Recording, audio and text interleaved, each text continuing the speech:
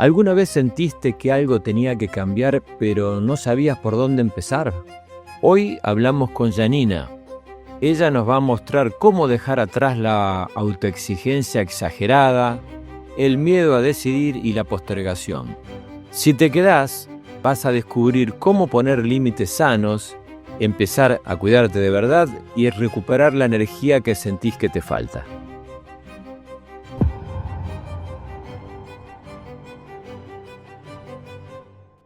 Bienvenida, Janina, ¿cómo te va? Hola, Marcelo. ¿Cómo vas? Encantadísimo Muchas gracias. de tenerte. Bueno, Janina va a tener la dura tarea de tratar de ayudarnos a hacernos vivir mejor. Le metemos toda la presión de golpe, como para que transpire de golpe. Nada, la idea es que justamente nos des a partir de tu conocimiento algunas técnicas que nos ayuden a explorar lo que vos has mencionado o que se conoce como capacidades blandas, ¿cómo es? Habilidades blandas, que son todas aquellas cosas para las cuales no nos preparan en la vida y que debemos asumir un poco aprendiendo de la forma que podamos. Y una de ellas tiene que ver con una cosa que nos pasa a todos. Creo que, y yo particularmente también la he experimentado en su momento, por no saber decir que no, muchas veces terminaba enredado en cuestiones que hubiera querido no pasar. Pero, a ver, ¿cómo aprendemos a decir que no sin tener que lidiar con la culpa o ser después el malo de la película? Bueno, en este caso el no es algo que venimos marcados de chiquitos, el no toques, no hagas. Ajá. O sea, la palabra no es como que nos suena algo totalmente, como quien dice, feo, ¿no? Porque estamos acostumbrados a que el no es prohibición. Entonces, el hecho de que nos digan que no, es como que duele, como que choca. Y yo siempre digo que cuando a vos te piden algo, y vos decís que no, no le estás diciendo que no a la persona, vos le estás diciendo que no a lo que la persona te está pidiendo, que no es lo mismo. Ajá. Pero como somos seres sociables, seres que queremos estar en comunidad, buscamos que nos acepten, buscamos ser reconocidos, tenemos miedo a decir que no, porque justamente tenemos ese miedo a que nos dejen de lado, que no nos quieran más por decir que no. Entonces está relacionado directamente a los límites. Uh-huh. Cuando uno no pone límites y dice a todo que sí, es ahí donde empieza la sobrecarga, donde empieza el estrés y es donde todo se nos viene encima. ¿El otro se te viene encima? No, el otro viene. El hecho es que vos no le marques ese límite, decirle no puedo, no quiero, no es lo que a mí me gusta, hace que el otro siga avanzando. Entonces es ahí donde hay que evitar poner la culpa en el otro, porque en realidad el problema está en hasta dónde yo dejo avanzar los pedidos, las cargas, las culpas que el otro pone. Pero el otro es otro. El tema está que yo tengo que estar fortalecido para manejar esos límites que a mí no me resultan sanos.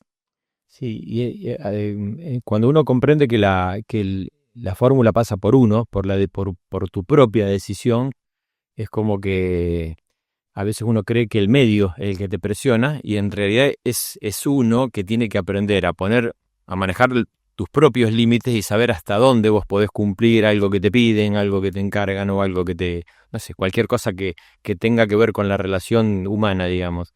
Pero es complejo, ¿eh? Es muy complejo aprender a decir que no. Y es tan sencillo como decir no. Claro, o sea, en realidad acá es como que entra a mezclarse también un poco el tema de la empatía, ¿no? Que el otro entienda por qué le decís que no. No es un acto de egoísmo, simplemente es algo que no estás pudiendo hacer, lo que te está pidiendo o no estás pudiendo brindar. Siempre se lo toma como que el otro es un egoísta. Uh-huh. Y hay forma de decir que no, porque justamente la palabra no suena a lo que yo te decía, nos remite al inconsciente. Nuestro inconsciente nos recuerda a la infancia cuando el no era algo que te Claro. lo prohibían. Entonces, ahí el no suena feo, pero hay otras formas de decirlo, como por ejemplo, entiendo lo que me estás pidiendo, me encantaría ayudarte, pero en este momento no puedo hacer lo que me pedís porque tengo otro compromiso, quizás en otro momento te puedo ayudar o lo podemos dejar para otro momento. Y sin embargo no le dijiste el no. El no rotundo es el que suena a poco amigable, ¿no? Tiene miedo de usarlo. A mí me ha pasado que cuando aprendí a decir que no, sobre todo, por ejemplo, concretamente en cargos laborales, que sabía que no iba a poder hacerlos. Me pasó algo muy raro, porque después los mismos a los cuales yo le dije que no y pensé que se iban a enojar, me agradecieron la honestidad, porque eso les permitía saber que no iban a esperarme eternamente o no iban a cifrar esperanzas de que yo cumpliera, y les permitía avanzar porque iban por otro lado. Entonces por ahí lo que yo creía que era un problema, en realidad les estaba haciendo un favor. Hasta ese punto loco hemos llegado, ¿no? Pero Claro, el tema está también que a veces nos comunicamos mal, en el sentido que te piden algo y vos decís, no, discúlpame, no lo puedo hacer.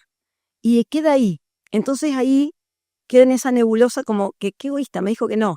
Distinto si yo le digo, mira, en este momento no lo puedo hacer porque estoy transitando otro problema o en este momento no lo puedo hacer y aclarar el por qué. Entonces la conversación automáticamente toma otra vía, ¿no? Como de más empatía, de más entendimiento. Entiendo por qué me estás diciendo que no. Pero sin querer a veces la reacción en automático, que es lo que tenemos todos, es el no, no puedo, no, no quiero, no, ahora no. Y falta esa cuotita de 1, 2, 3 palabritas que automáticamente revierten la situación y parece que es poco y es un montón en lo que son las relaciones interpersonales. hay una disociación muchas veces entre la teoría y la práctica. Nosotros en teoría sabemos lo que deberíamos hacer o creemos saber lo que deberíamos hacer para avanzar o para estar mejor, pero nos cuesta mucho llevarlo a la práctica. Entonces, ¿cómo podemos pasar de la teoría a la acción y empezar a tener resultados? Porque si no nos quedamos siempre en el diagnóstico, creemos saber y después nos cuesta un montón. Y a lo mejor creemos que resolviendo lo que debemos hacer ya está puesto en práctica y no es así, porque no, digamos, lo que precisamos es justamente la acción. Bien, el tema está que cuando expresamos en automático. O Sí. sea, no hacemos esa pequeña pausa de decir, que tampoco hay que pensar mucho, es un segundo. ¿Cómo respondo a esto? Ujú, Que por eso hoy en día escuchas mucho a la gente decirte cómo está la gente, ujú. porque estamos en automático. O sea, la respuesta automática, cómo va la vida, cómo te llevan las redes, todo rápido, todo rápido. Entonces, así también respondemos. Y al no hacer esa pausa para decir cómo respondo a esto de una forma asertiva y que el otro lo entienda, ahí entra la comunicación asertiva, que es hablar claro, conciso y seguro. Es donde yo doy una buena respuesta y el otro me la va a entender. Pero y llevado a un plano donde aplicado a uno. Sí, Cuando yo sé, por ejemplo, que tengo que hacer algunos cambios en mi vida y sé por dónde tendría que ir, pero claro, no los pongo en práctica. O sea, tengo bien el diagnóstico, pero después me cuesta poner en práctica todo eso que sé que debería cambiar. Ahí cómo trabajamos internamente como para poder llevarlo a la práctica. bien, eso va desde el autoconocimiento, que es lo que nos falta a todos. Es el conocerme yo, el sentirme seguro para poder empezar a hacer esos cambios que tengo que hacer. Porque va a partir siempre de uno, siempre de vos va a partir. El otro va a hacer cosas. Todos los cambios que vos quieras hacer van a partir de vos. El otro no va a cambiar. Entonces, si necesitas hacer un cambio porque necesitas sentirte mejor, necesitas relacionarte mejor, está empezar a buscar la forma de cómo hacerlo. Hay técnicas, hay ejercicios, de hecho justamente yo me dedico a eso, enseñar técnicas para que esas cosas vayan cambiando. Por ejemplo, querés decirle algo a alguien y no querés culparlo porque sabes que va a ser reactivo. Entonces, ¿cómo hago? Hay, por ejemplo, una técnica que es usar siempre el yo. Si yo te digo, Marcelo, vos la otra vez me dijiste tal cosa, es como que te estoy haciendo esto. Y esto es culpándote, Sí. imponiéndote. Ahora si yo te digo, Marcelo, ¿te acuerdas del otro día cuando charlamos? Yo me sentí algo incómoda porque lo que vos me comentaste no me terminó de cerrar y la verdad que me quedé preocupada. ¿Me lo podés aclarar? Pero tenés que ir desde el yo. Yo sentí... Está diciendo lo mismo, pero sin Claro, partir con los claro. tapones de punta. Vos a mí me dijiste, Sí, yo sentí que me decías esto y me dolió. sí, es verdad. Me habré equivocado. A ver, lo podemos ver de nuevo. Pero es empezar desde vos. porque el empezar, vos me dijiste, acordate cuándo, la otra vez por tu culpa, empezamos así y cuando un dedo va, yo siempre digo 3 vuelven y ahí está el conflicto. Esa es una técnica, por ejemplo. Y yo creo que es muy fácil de llevar a cabo, porque cuando la pensás desde ese lado, creo que el diálogo se fluidifica mucho más, porque no estás poniendo culpas en el otro, sino que estás preguntando o diciendo más o menos lo mismo, pero sin elevar el grado de conflicto. Sí, y además, bueno, ya entramos en una parte más de lo que es neurociencia o cómo funciona el cerebro, que también de la forma que nos manejamos y los términos que usamos, el cerebro se pone automáticamente en empatía. Cuando vos decís, yo siento, o decís, entiendo, te entiendo, por ejemplo, entiendo tu enojo, veamos cómo resolvemos esto, ¿sí? Porque estás empatizando con el otro. Claro, porque necesitamos ser validados. O sea, el gran problema del ser humano es cuando se siente como que no lo ven, como que no lo escuchan. Cuando vos le decís, entiendo tu enojo, entiendo tu tristeza, inconscientemente vos sentís, mira vos, me está prestando atención. ¿Qué es lo que necesitamos todos? Que nos escuchen y que nos validen. Yo tenía anotado acá unas cositas que ahora vienen muy a cuento de lo que estás contando y de paso te lo quiero preguntar porque tiene que ver con esto. Muchas veces en el ámbito en el cual uno se mueve, laboral, familiar, por ahí uno tiene la sensación de que no valoran tu esfuerzo o no reconocen tu trabajo. ¿Y qué se puede hacer con eso? Porque, digamos, parte de una sensación propia que a lo mejor no necesariamente refleja lo que ocurre en realidad. ¿Hay que trabajar sobre uno o hay que aprender a hacerse oír de otra forma? Esto va por el lado de la seguridad que uno tiene en lo que hace, justamente sentirse seguro que lo hiciste bien, estás conforme con lo que hiciste, te gustó el resultado de lo que hiciste, eso es por un lado. O sea, no necesitas la aprobación que alguien venga y te diga, Marcelo, qué bien que hiciste esto. ¿Sí? Porque, ¿qué pasa? Marcelo hizo una casa. Alguien viene y te dice, Marcelo, qué linda casa hiciste. Y viene otra persona y te dice, Marcelo, no me gusta mucho esa casa. Claro. ¿Con qué opinión te quedás? En general, todos nos quedamos con la mala, porque empezamos a entender que la buena es lo natural. Y no es así, obviamente, ¿no? Bien, te quedás con la mala y ahí empezás, pero ¿y cómo sabes cuál es la real, la verdadera? Porque a lo mejor la casa está buena, pero vos te quedaste con la mala. Bueno, vos sabés que hablábamos recién fuera de micrófonos con Agus acá sobre, bueno, esto es muy aplicable también a las críticas o a los comentarios malos o al hate. Al juicio.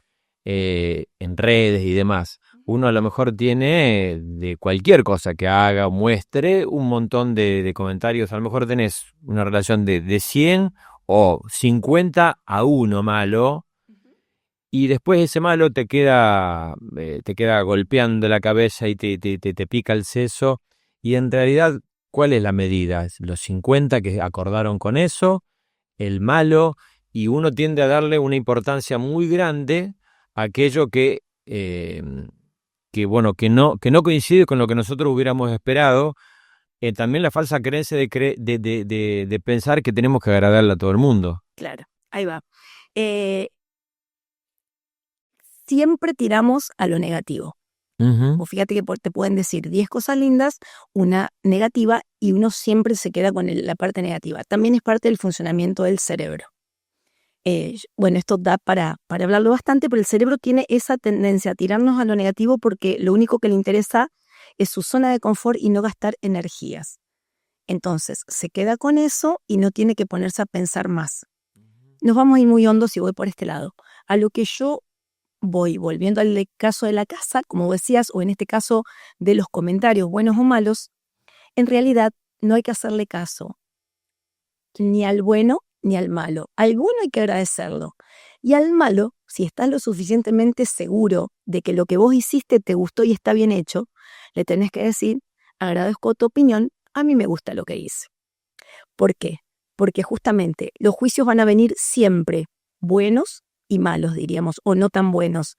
El tema está cómo te parás vos frente a eso. Si vos estás seguro que tu trabajo está bien hecho y te dejó conforme y esa casa quedó hermosa, quédate con eso, con lo que vos sentís. Sí, en muchos casos también quien emite Pedir opinión es otra cosa.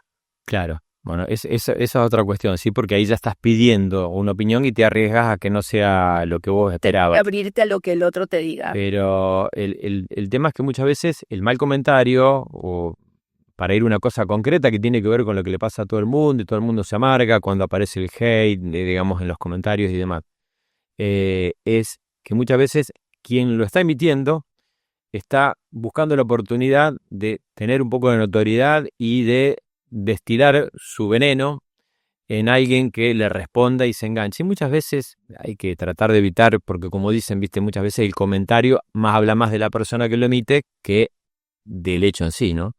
Y creo que sería bueno empezar a entenderlo de esa forma. Eso es fundamental. Es cuando empezamos a entender que las cosas no son personales, no son hacia vos, empezar a resolver, te diría que el 70, el 80% de tu malestar. Es cuando uno se pone en esa posición de me pegó, me robó, me criticó. Esa persona no te lo hizo a vos. No. Esa persona miente, roba, pega. Esta vez te tocó a vos. Pero no es que me lo hizo a mí. Entonces, ¿qué pasa? ¿La justifico? No, no la justifico. Pero tampoco me lo tomo tan grave como que, ¿cómo me lo hizo a mí? Ni hablar si es un amigo tuyo, ni hablar si es alguien de confianza, que te genera un dolor grandísimo.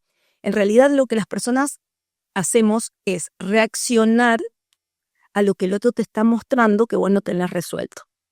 O sea, si yo te agredo por algo y vos me decís, pero yo no te hice nada, ¿por qué me decís esto? Es porque vos me estás mostrando algo que yo tengo que resolver en mí. Ahí está la famosa ley del espejo. Claro. Entonces, yo aprendí, para que no me duelan tanto las cosas, porque siempre fui muy sensible, no bastante, dado mi rasgo de personalidad también, por eso me puse a trabajar en todo lo que es emociones, para sobrellevarlo mejor, es que cuando alguien te dice en forma despectiva algo, que viste cuando la ligás de arriba, como quien dice, así, pero pará, si yo no te dije nada, ¿qué verás en mí que no tenés resuelto?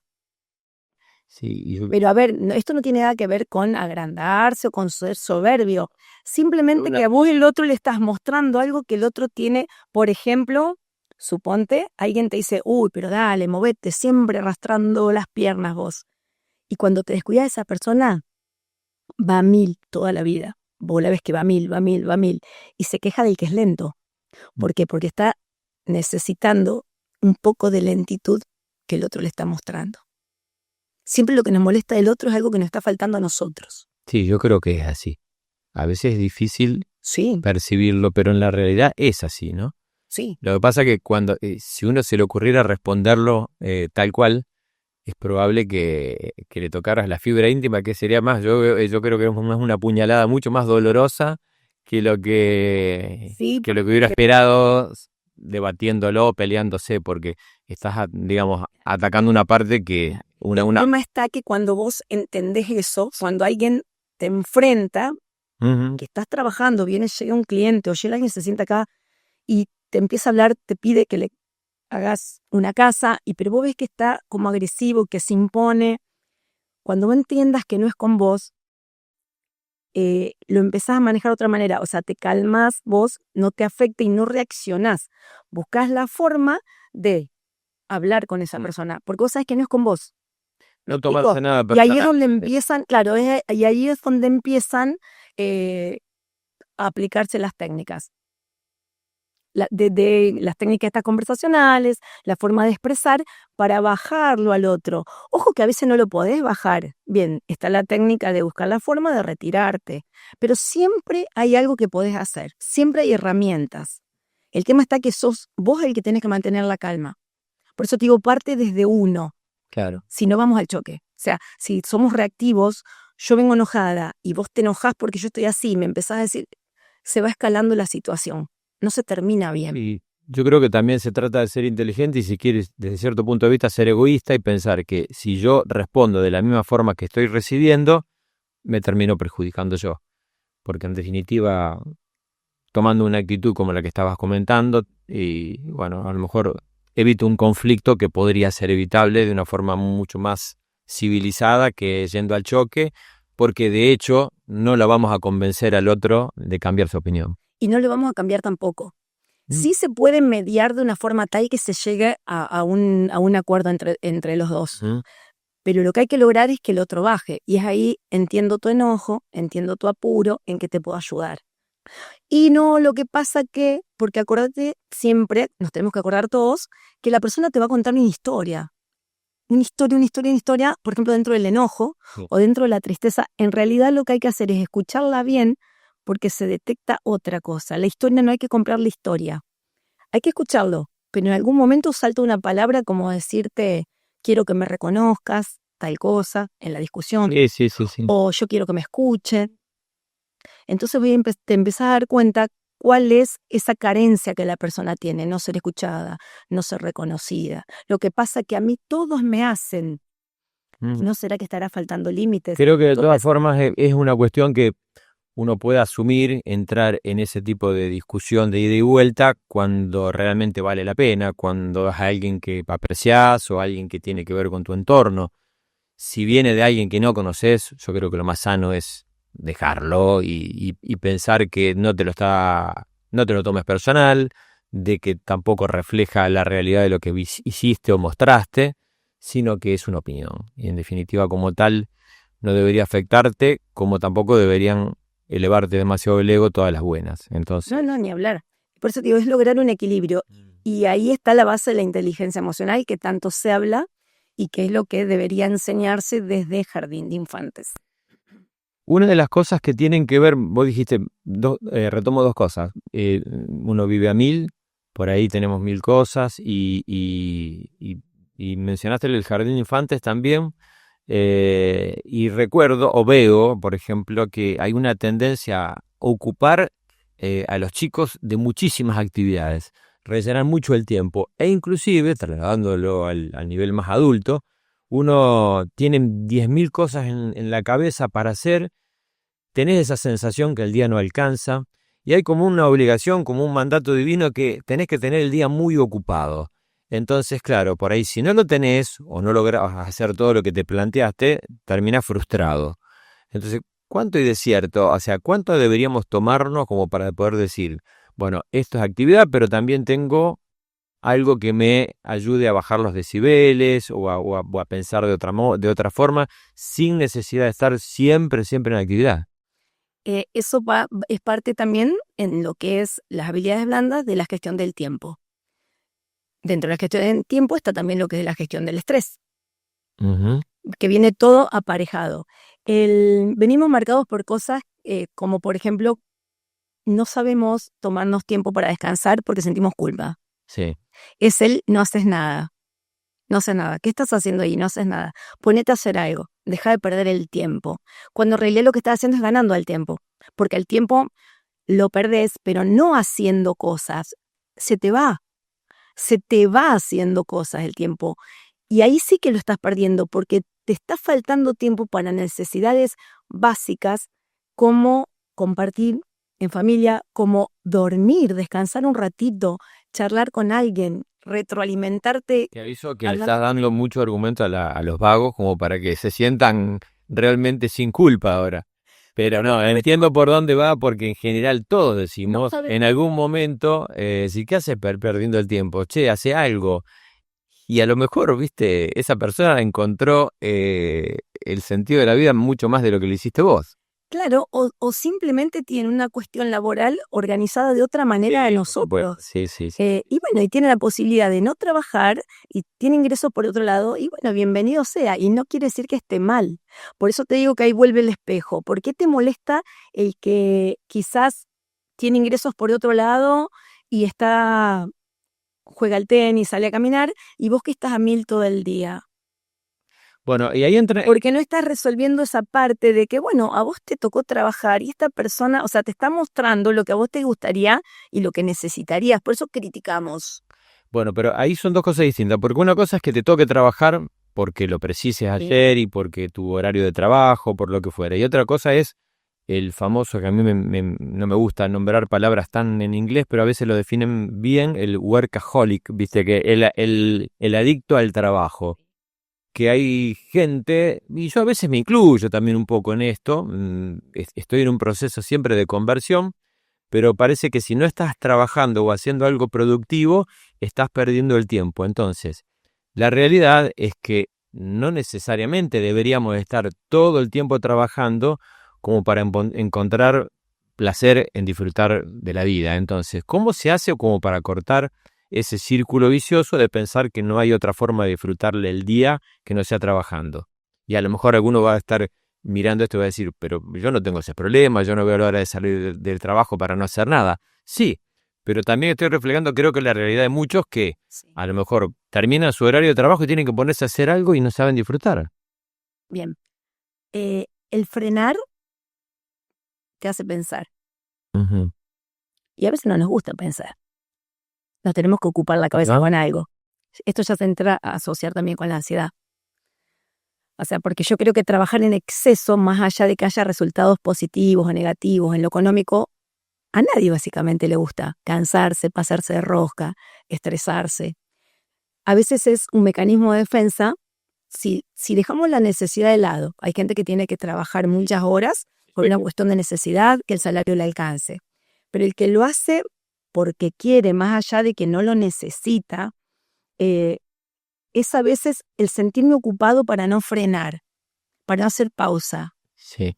En la pausa empiezan a aparecer los pensamientos, empezamos a recordar cosas y el problema está ahí. Entonces, nos llenamos de cosas justamente para no hacer esa pausa.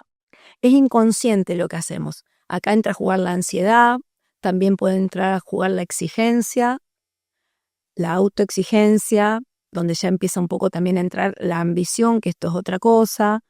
Se empiezan a asociar cosas. Acá ya entramos en el terreno más de lo emocional.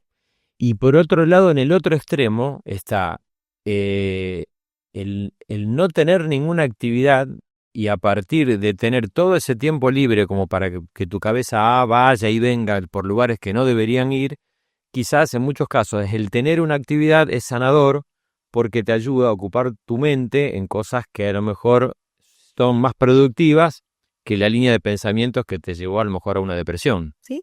En su justa medida. O sea, el trabajo en su justa medida y lo que es el relajarse y el no hacer nada también en su justa medida, porque el no hacer nada te puede llevar a la depresión. ¿Por qué? Porque se empieza a asociar la frustración, la tristeza. O sea, empiezan a aparecer todas cosas emocionales. La base es emocional, Marcelo, de todo. De todo. Casi que te lo podría asegurar. Todo de la forma en que nos manejamos es desde nuestras emociones. Por eso el autoconocimiento, que la inteligencia emocional tiene 5 pilares, el primero es el autoconocimiento. Yo me tengo que conocer y saber qué siento, pero qué siento a nivel emocional para autorregularme. Eso me va a llevar al tercer pilar, que es la empatía. Voy a entender, yo entendiéndome y conociéndome, entiendo qué le pasa al otro. La motivación para lograr objetivos, porque si yo no estoy bien, porque no me conozco, no me autorregulo, no estoy bien, no logro objetivos, que quizás es eso que vos decís que nos quedamos sin hacer nada. Y las habilidades sociales, que es cuando empezamos a relacionarnos con los demás y chocamos o no nos entendemos. Y tanto el que quiere crecer en forma medida, que le dé tiempo a todo, a disfrutar de lo que hace, a disfrutar el descanso, ese que quiere crecer elige salir de la zona de confort. El que se queda en la zona de confort está bien. Si se siente bien, que se quede. Pero ¿qué pasa? No crece. ¿No? No crece. No crece. Si salís de la zona de confort, esto es un desafío. Obviamente tenés miedo, porque la base también de las emociones es el miedo. ¿Qué pasa si? Miedo a. Si te quedás está perfecto, ¿eh? Sí.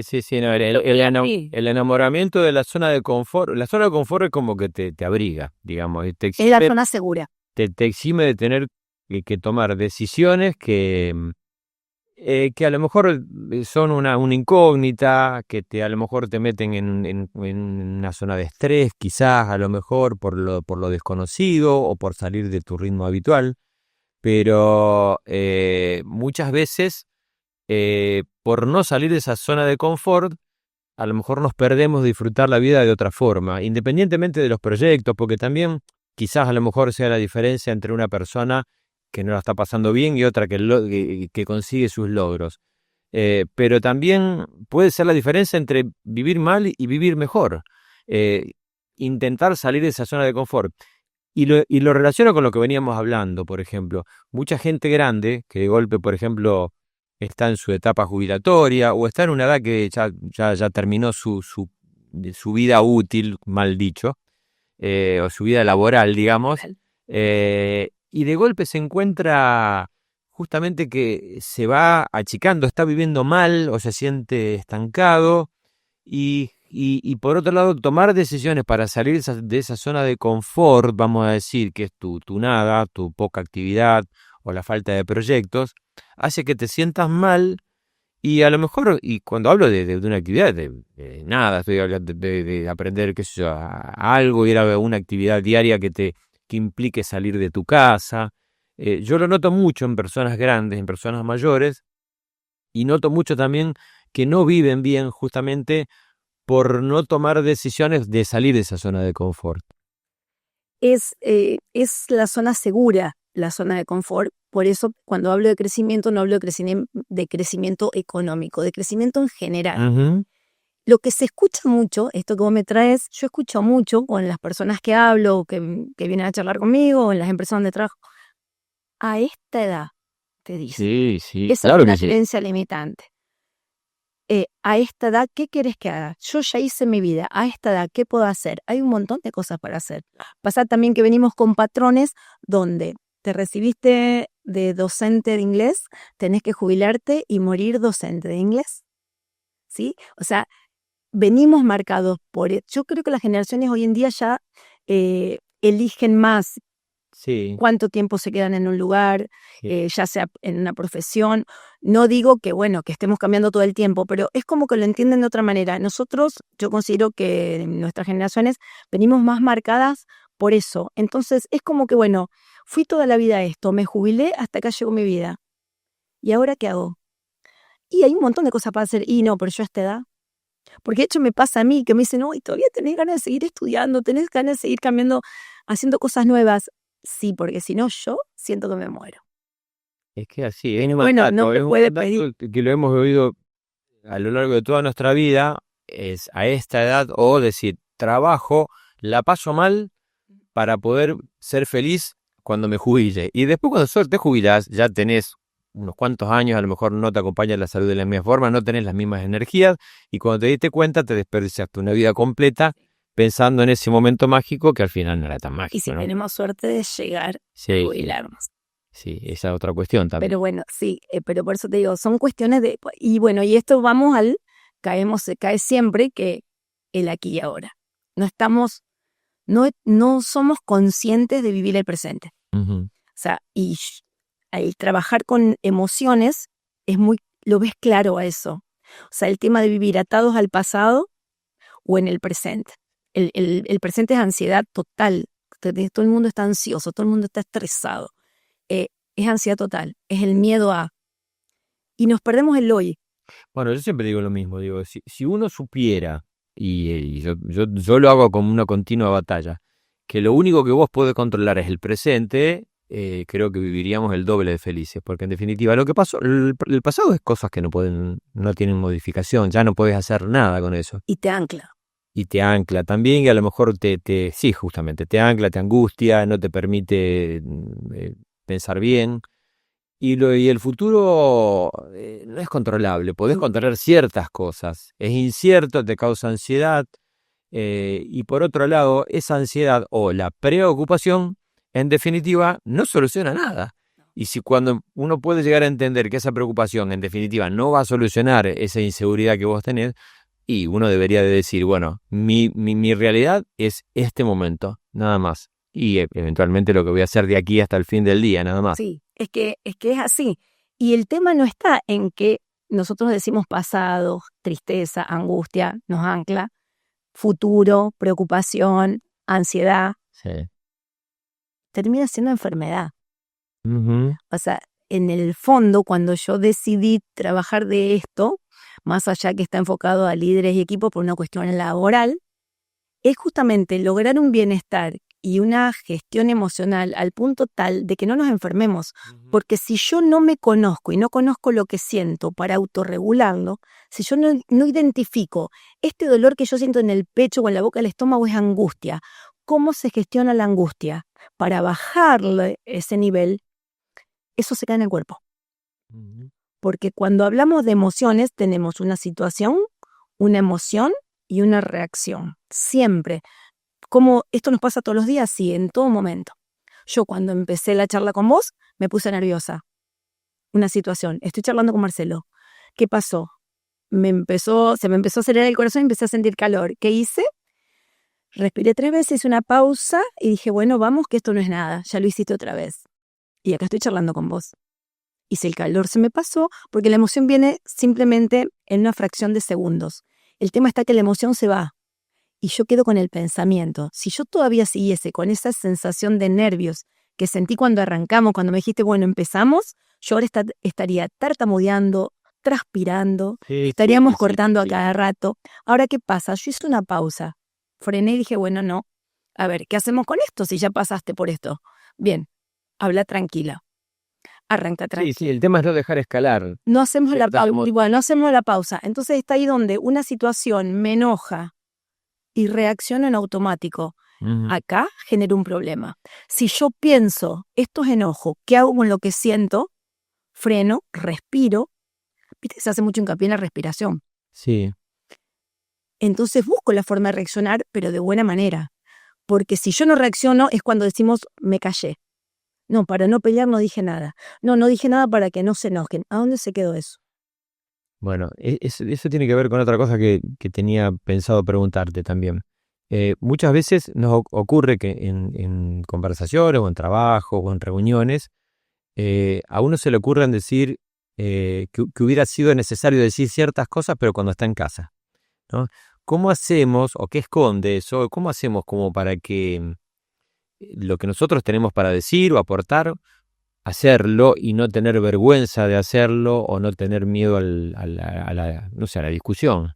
Decirlo de la forma correcta, porque el tema está en que no hay que callarse, hay que decir las cosas, pero no es lo que digo, es cómo lo digo. Insisto, no estoy hablando de una discusión particularmente, sino de una opinión. Cualquier cosa. Una opinión que vos me digas, no sé, Yani, ¿qué te pareció una entrevista? Marcelo, me encantó. Siempre hay que darle una positiva. Es una forma de bajar también. Mira, Marcelo, la entrevista me pareció súper productiva. Aunque en otra oportunidad yo modificaría esto. ¿A vos qué te parece? Porque vas a ver que quizá los resultados sean mejores, pero estuvo genial.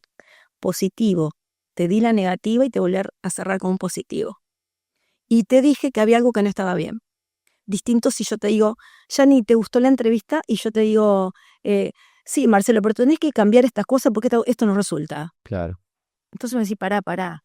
¿Quién sos vos para venir a decirme cuándo tengo que hacer No, lo interpretás de esa manera. En cambio, yo te digo, sí, aunque en otra oportunidad quizás podríamos ver la posibilidad de, y te estoy dando la crítica, que a mí no me gusta decirle crítica constructiva, el comentario constructivo, pero de otra manera. Porque a lo mejor si vas por la crítica, todo aquello que te pareció bueno, estás invalidando todo aquello que te pareció bueno y no lo dijiste. Claro.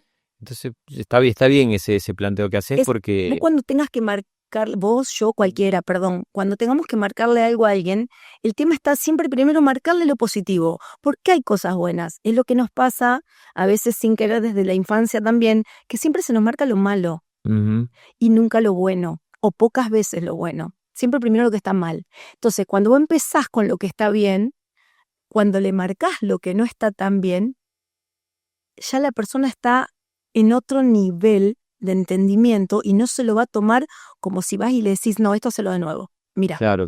Está en una empresa y vos me traes eso y me decís, fíjate, ya hice el mail. Y yo lo miro y te digo, no, está mal, hazlo de nuevo.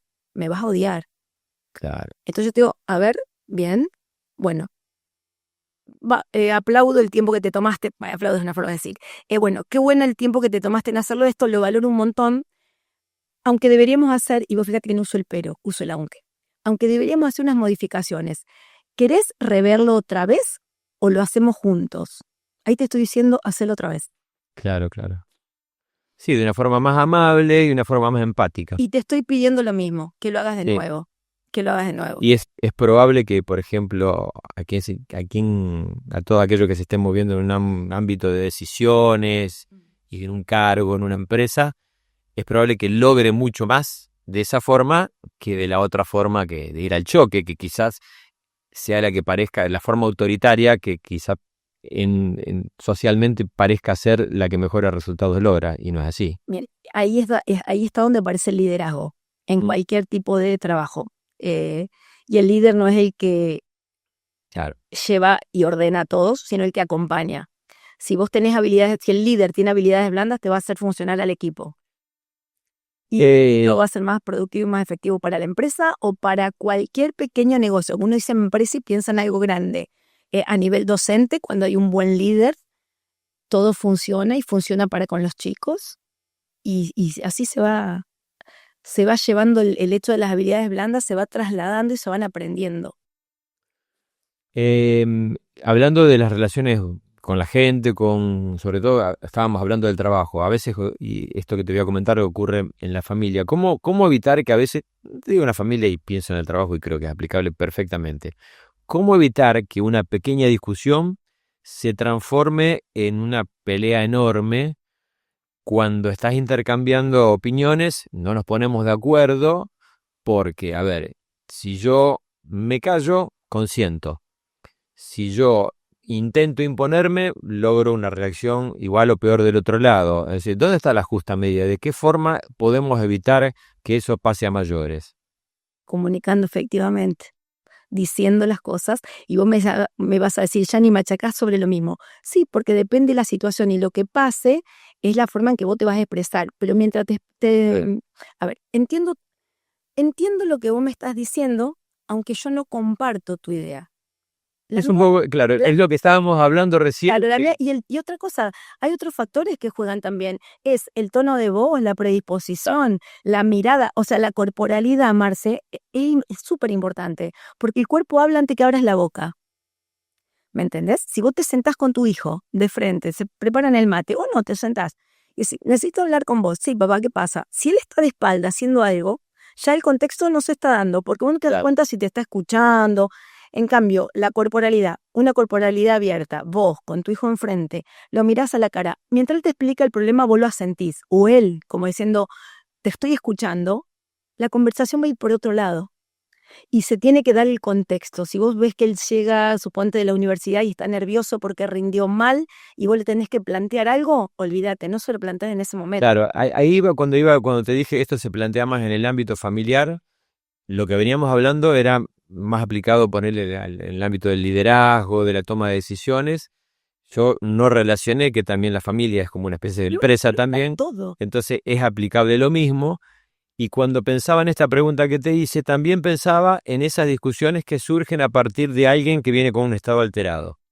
Entonces vos decís, mira, rindió mal, o le fue mal en su día, y a lo mejor vos tenías pendiente una charla o un comentario, y en ese momento lo ideal sería dejarlo, posponerlo. Claro, ahí es lo que yo le llamo evaluar el contexto, o sea, si se da el contexto o no.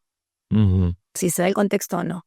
Si tuvieses que arreglar un problema justamente a nivel familiar, donde vos ves que la situación, como quien dice, el horno no está para bollos, seguramente te va a salir mal por más que lo hables bien, pero no porque te va a salir mal a vos. Va a reaccionar mal el otro porque la carga emocional la está teniendo el otro. Hay que esperar que esa carga se disipe. Ahora, si es algo de urgencia, sí lo podés decir, dentro de un momentito necesitaría hablar con vos, tomate el tiempo que necesites, pero sí o sí tengo que hablar algo con vos antes de que nos vayamos a dormir. Le das un tiempo. ¿Te puedo ayudar con algo? Si vos lo ves que ¿te puedo ayudar con algo? ¿Está todo bien? A lo mejor te dicen, sí, papá, mira, me pasó tal cosa, listo, ahí lo ayudas a bajar. Entonces, pues ya vos podés ir con lo tuyo. Claro. Pero hay que evaluar el contexto. Y no es tan difícil. No es tan difícil. Suena como que tenés que ser un experto en negociación y en definitiva no debería ser así, sino de cambiar algunos hábitos de malos hábitos que venimos arrastrando y creemos que no se pueden modificar y quizás porque Hay no que lo ser conocemos. observador, es lo que a veces trato con la gente que está en atención al cliente. Justamente vos cuando el cliente abre la puerta, vos ya te das cuenta. Sí. O sea, la corporalidad, vos ya te das cuenta quién viene apurado, quién viene ansioso, quién viene enojado, quién viene arrastrando las piernas, que vos decís, uy, ahora viene seguramente con algún problema. ¿Y qué haces? Lo tenés que escuchar, pero no tenés toda la mañana para escucharlo porque además tenés otros clientes. Claro. Bueno, hay formas de, como quien dice, invitarlo a retirarse y no hace falta ofender y tampoco se va a enojar, porque te vuelvo a repetir, no hay que callarse, hay que hablar, pero de la manera correcta. Y esto tiene que ver también con algo que me parece que sufre mucha gente también, que es la imposibilidad o la falta o la poca capacidad de poner límites. Y yo creo que en una relación, desde el momento que nos conocemos, es como que, lo voy a decir en crudo, te están midiendo. Y la otra persona está midiendo cuáles son los límites de quien tiene adelante. Entonces, ver hasta dónde puede llegar, porque quizás a lo mejor en esa primera impresión va a regir las relaciones con esa persona durante el resto del tiempo. Entonces, muchas veces, por miedo o porque no es nuestra personalidad, no ponemos límites, porque muchas veces pensamos que poner los límites es discutir. Ahora, ¿se pueden poner límites y de qué forma se puede hacer, digamos, para no llegar al choque? Se puede poner límites justamente explicándolos de buena manera. Como yo te decía, el no poder con algo, o sea, porque el límite es algo sano. O sea, el límite es autocuidado, no es egoísmo. Supongamos que tiene que ver con una cuestión de agresión también, porque a lo mejor te están hablando de mala manera, o a lo mejor te están exigiendo demasiado, o están esperando más de vos, que se pasa un poco por saber decir que no, pero también tratar de dominar las emociones de tal forma de no generar una discusión. Ahí está, de eso se trata lo que yo te decía. Acá está la situación, te genera la emoción, te va a venir sí o sí la emoción. Es el tema cómo reacciono y ahí es donde hay que frenar. Y cuando frenas, ¿por qué te dicen respirar profundo y en lo posible 3 veces? ¿Por qué se insiste tanto en la respiración? Sí, yo la verdad tengo que confesar que no la puse en práctica, pero oigo mucho Bien. el hincapié hasta en la meditación, la respiración. Muchas veces la meditación es como un acto de escuchar la respiración nada más. El tema de la respiración lo que tiene es que tenemos de los dos lóbulos del cerebro, tenemos neuronas trabajando por este lado, trabajan estas. Cuando nosotros inhalamos, cuando el cerebro se oxigena, lo que hace, cuando inhalamos profundamente, lo que hace el cerebro es, las neuronas se frenan y prestan atención qué está pasando. Es ahí donde vos podés pensar qué hacer con eso que te está pasando. Arranca por una cuestión física. Sí. Entonces vos respirás 3 veces. A ver, te dicen, esta discusión no la puedo más sostener. Disculpame un momentito, voy al baño y seguimos. Anda al baño, mojate las manos, Ajá. respira profundo 3 veces, sacudí las manos, respiré y decís, bueno, ahí lo que hace el cerebro es quedarse quieta, las neuronas, y prestar atención. ¿Qué pasó, che? Acá hay un corte. Entró oxígeno. Bien, esa es la pausa que todos necesitamos para pensar qué hacer con eso que nos están diciendo, que nos están gritando. Claro, eso quizás también tenga que ver con Lo puedo una... hacer en el momento, perdón, Marce, es lo que hice yo, te juro que lo hice recién cuando dijiste, bueno, arranquemos. Sí, no, está bien. No lo percibí, lo dijiste muy bien, porque no lo percibí. Pero a lo que yo me refería también, eso puede ser una buena técnica también como para evitar un conflicto, una discusión. Ahora, ¿cómo podemos establecer límites de saber, mira, yo tengo este límite, no lo puedes sobrepasar, pero poder decirlo de buena forma y es como, vamos a decir en criollo sería, cómo poder parar el carro Sí, o sea, de una buena forma y saber que no estás preparado, o sea, vos no sos, digamos, no puedes transgredir ciertos niveles porque vos no lo permitís. claro. Ahí está, vos mismo lo dijiste. Yo entiendo esta postura tuya, pero yo no permito, y acá va el entiendo que es mágico, primero, porque podés empatía al otro, se siente validado. Entiendo. Entiendo tu opinión, escuché tu opinión, no la comparto, Bien. y si no, otra cosa que podés hacer es esto. yo no permito tal cosa, yo no permito que me griten. Claro. Si vos le decís no te permito, Claro, no permito es a todo el mundo. Ya estás estableciendo cuáles son las reglas del juego. claro, nuestros límites son esos. Yo no permito que me griten, yo no permito que me agredan, yo no permito. ¿Por qué? Porque justamente el enojo que uno le genera después en casa, vos me habéis dicho cuando venía a casa y por no haber dicho algo, el enojo te viene a decir qué es lo que no querés más que te hagan. Me parece excelente eso, porque ponerlo es solamente sacar una palabra, no te, en vez de decir yo no permito. Yo no permito. Y me parece muy bueno porque está marcando de decir, mira, estas son mis reglas de juego, yo me relaciono de esta forma, pero con todos, no con vos. Claro. No es que voy a hacer una excepción con vos y te voy a castigar a vos. Porque el no te es el dedo que yo te decía, vos me. Claro. Vos me. Entonces, hay que evitar eso. Yo no, vamos desde el yo otra vez. Yo no permito, yo no acepto este tipo de actitudes. No es que no te acepto, yo no acepto. Sí. Entiendo, lo hablamos en otro momento y ahí buscas salir de la situación. Si vos ves que la otra persona no va a cambiar, sí puede cambiar la actitud, no su forma de ser. Entonces, el otro no cambia. Es qué hago yo cuando el otro viene con todas sus emociones, con todos sus problemas, con todo. ¿Me explico? Uh-huh. El otro no va a cambiar. Por eso nos tenemos que fortalecer nosotros desde el autoconocimiento. Al principio vos dijiste una cosa que inclusive la vez pasada cuando hablamos por teléfono, yo te decía que comparto la misma sensación. ¿Cómo está la gente? Viste que la gente está exasperada, está muy, muy ansiosa. Y creo que la ansiedad tiene que ver mucho con lo que nos pasa últimamente. Uno vive ansioso, vive apurado, esa ansiedad te lleva, vaya a saber, cada uno tendrá sus propias causas, pero ¿hay alguna forma o alguna técnica que podamos aplicar en casa? Quizás para que no decir, bueno, anda un psicólogo, pero algo que pudiéramos poner como lo que dijiste recién, eso de la respiración, que quizás a lo mejor aplica en esto, ¿no? Para bajar ese nivel de ansiedad y tomarnos las cosas de otra manera. Sí, hay muchos ejercicios, obviamente, pero lo que tiene la ansiedad, que es el miedo al futuro. Ajá, sí.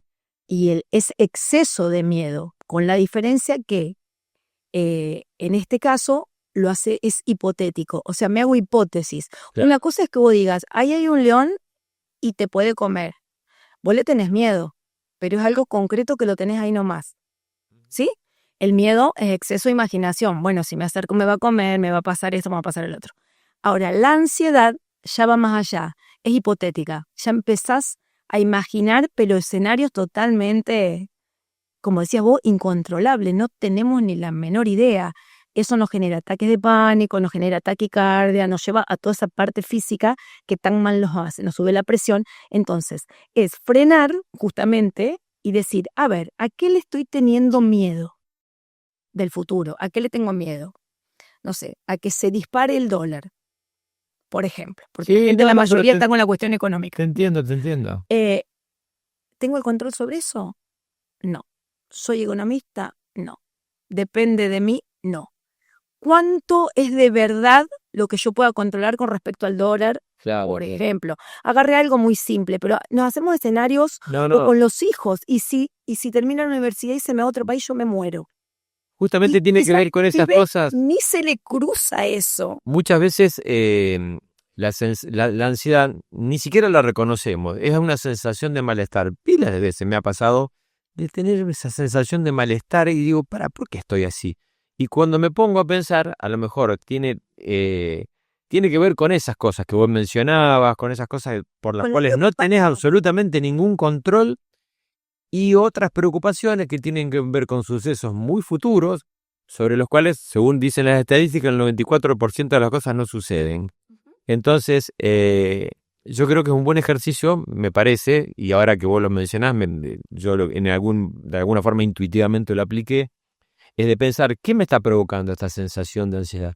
Y ahí a lo mejor identificar, a ver si realmente algo de lo que te está produciendo ansiedad podés hacer como para bajarlo. Y si no podés hacer nada. ¿Cuánto de real es lo que estás pensando? ¿Y cuánto de real también? ¿Cuánto de real es? Porque cada vez que venga miedo, viene automáticamente más a futuro ansiedad. Y hay que pensarlo, es exceso de imaginación. ¿Cuánto de real tiene esto? Sí, Es más, hasta hay ejercicios que yo siempre les digo, hagan listas. Porque cuando vos escribís cuántos miedos tenés, ¿a qué miedo tenés al futuro? Y escribís 10 miedos. Y del otro lado te digo, bueno, ¿cuántos pueden ser realmente factibles? Te puedo asegurar si escribís 10, uno sí. y encima dudas de que sea. Y aunque podría... Pero es que hay que escribir, porque Ya, el cerebro que lo vea y que lo compre. sí, es verdad. Pero también puede ser real que tengas miedo que suba el dólar y es una realidad que Sí. puede llegar a subir y, digamos, No tenemos el pero control. no tenés control. No tenés el control. No tenés el control. Es así. Que esa es la gran diferencia, para aprender a identificar esos factores de ansiedad, ¿no? Sí. Parece una buena técnica. Y detrás de la ansiedad hay diferentes cuestiones. Es como el estrés. Decimos, estamos todos estresados. El estrés es el síntoma. Pero ¿qué hay detrás del estrés? El estrés, te tomas una pastillita y vas a hacer actividad física. Bien. ¿Y cuál es la emoción que hay? Claro. ¿Dónde está la raíz? Yo puedo tener estrés por frustración, puedo tener estrés por tristeza por un duelo, puedo tener estrés por exceso de miedo, puedo tener estrés por exceso de alegría. Ujú. ¿Viste cuando vas a una fiesta o algo, te divertís un montón y después te acostás y no puedes dormir? O sea, no todas las emociones tienen que ver con cosas displacenteras, le llamo yo. Cuando entendamos que las emociones son mensajeros que juegan a nuestro favor, ahí la vamos a tomar, la vamos a abrazar y la vamos a autorregular. Pero es como que le tenemos miedo a las emociones, por eso tratamos de taparlas o directamente no reconocerlas y seguimos en automático. Hay también una voz interior que a uno le dice que le exige ser perfecto.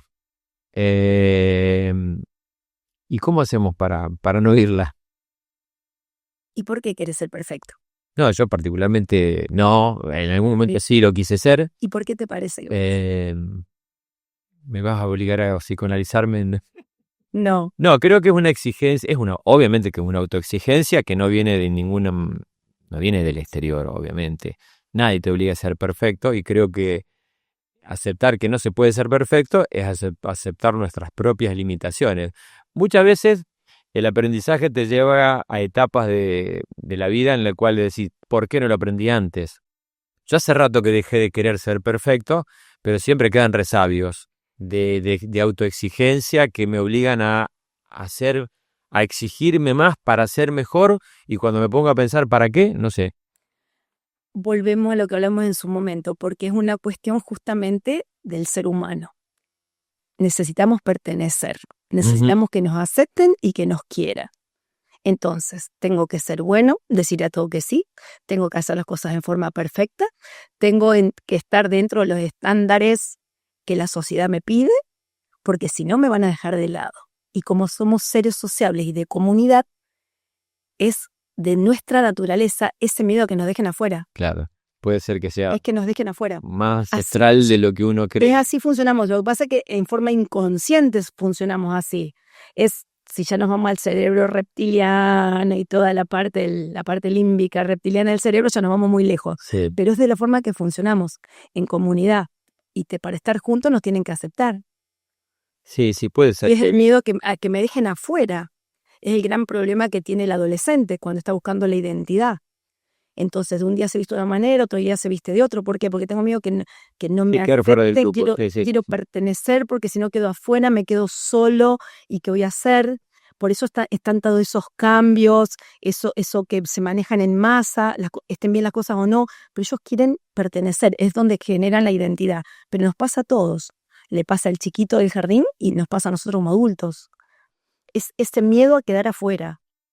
Porque ser el mejor en algo, o quiero ser perfecto y hacer las cosas bien, ¿qué cosas bien? ¿Qué es perfección para vos?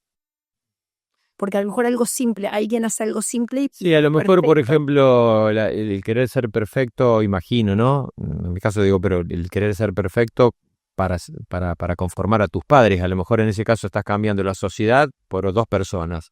Es querer agradar al otro, es querer colmar las expectativas del otro, y en realidad te estás cargando una mochila que a lo mejor te resulta mucho más pesada de lo que puedes llevar. Porque caemos en lo mismo. Si yo no respondo a lo que papá y mamá quieren, me van a dejar de querer. Te hago una última pregunta que tiene que ver un poco con con lo que nos pasa a todos, seguramente los que están viendo, oyendo esto acá, que están pasando por una situación que estoy seguro que también habrás pasado por la misma, una sensación de tener una vida organizada, de estar teniendo una actividad, una rutina que, digamos, forma parte de lo que haces todos los días, pero hay una sensación interior de que no estás bien, que necesitas un cambio, de que precisás salir de esa zona porque no sos todo lo feliz que podría ser, digamos.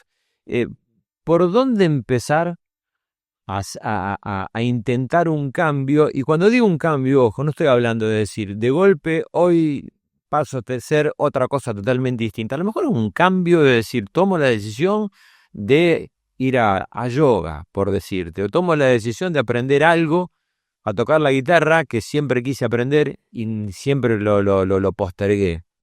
Pero ¿cómo empezar a tomar esas decisiones? Y obviamente, yo soy un convencido que se puede, pero quiero que lo digas vos también, no hay edad para eso. No hay edad. Siempre que tengas ganas, voluntad y la salud te acompañe, depende de las cosas que quieras hacer, obviamente, porque hay cuestiones que el cuerpo te va limitando, pero yo siempre digo que mientras las manos y la cabeza te ande, hay cosas para hacer. Todo cambio viene desde una necesidad. Y la necesidad, si yo pregunto, ¿qué necesidad tenés?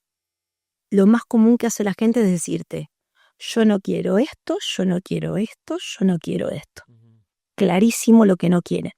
Y cuando le decís, ¿qué querés? No saben. Lo tienen que pensar. Y te dicen, uy, ¿pero qué me estás preguntando? Uy, me haces pensar.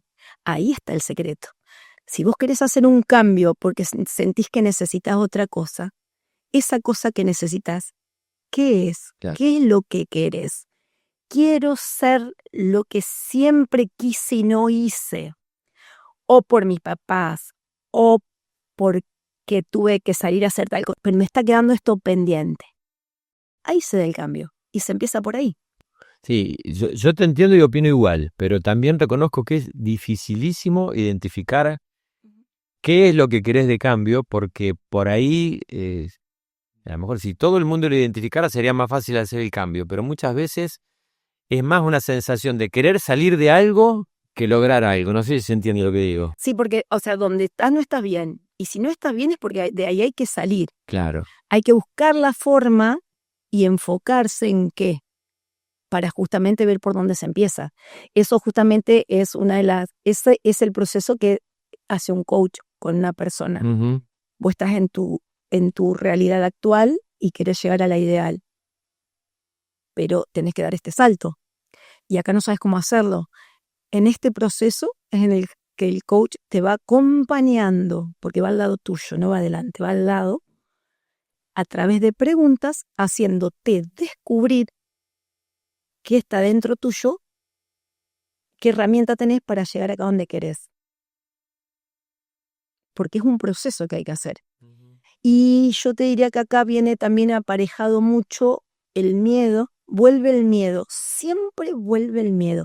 Viste que te dicen que hay 7 emociones básicas, después hay más que se asocian, o te dicen que son 9, otros dicen que son 7.